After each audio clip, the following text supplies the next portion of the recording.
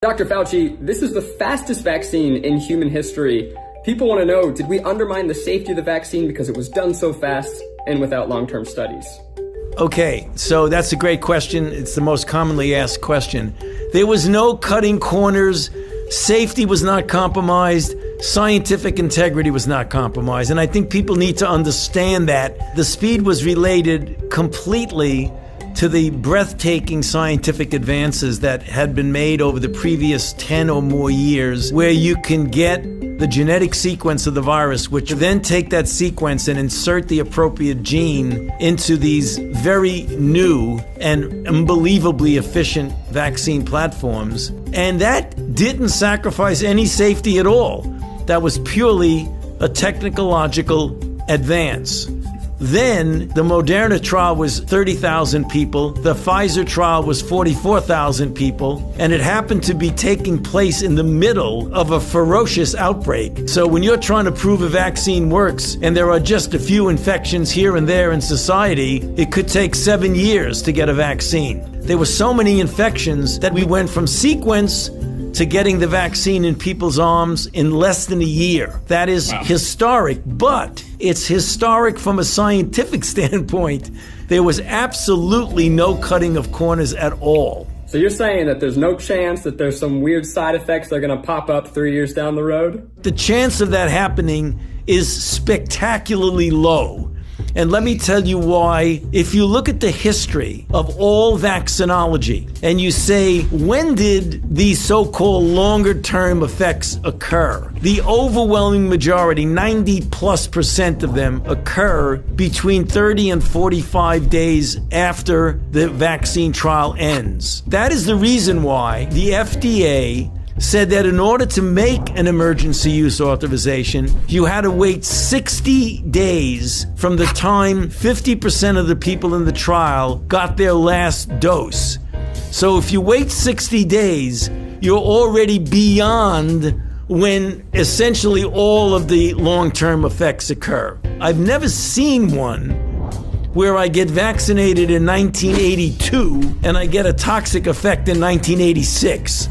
I mean, I've never seen that happen with any vaccine. Mm-hmm. Wow, that's amazing. Okay, I'm going to ask you a question here. Can I still infect someone else after I get the vaccine? And do I have to keep wearing a mask after I get it? The answer is yes, and I'll explain why. It is still conceivable that you could get infected and be asymptomatic. And even though the vaccine protected you from getting sick, it didn't protect you from getting infected. So you may not even know that you're infected and be completely asymptomatic and then spread it to somebody else. I think that's been the scariest part of this whole pandemic, is that I could totally have it and not know, and that terrifies me. We can pull back on masks when we get such an overwhelming proportion of the population is vaccinated that there's herd immunity, which means that the level of virus is so low that it's not a threat. What percentage of people need to get the vaccine for us to achieve that? You know, we don't know the exact number, but we can make a back-of-the-envelope calculations that it's somewhere between 70 and 85% of the population needs to be vaccinated to get herd immunity. Here's, some people, there's a lot of people talking about things out there. Some people think maybe it would be easier to just achieve herd immunity by letting the virus spread rampantly through the population. What do you think about that? Okay, well, that's maybe the worst idea. Okay. I don't want to compare it to anything. I don't want to insult anybody. It's not my question. It's just a question that I read that I'm relaying to you because you're the expert. Do you read it on Facebook, Keith? I did read it on Facebook. The general level of herd immunity right now in the country, the last time the CDC looked at it was like 10%, 12%. Some cities like New York, it was 22% because New York got hit so badly in the beginning.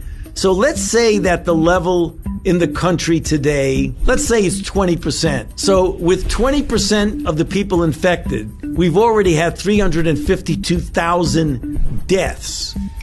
To get to 80, you'd have to have 4 times as many people. So are you willing to accept 1.2 million deaths in order to get to herd immunity? I don't think so.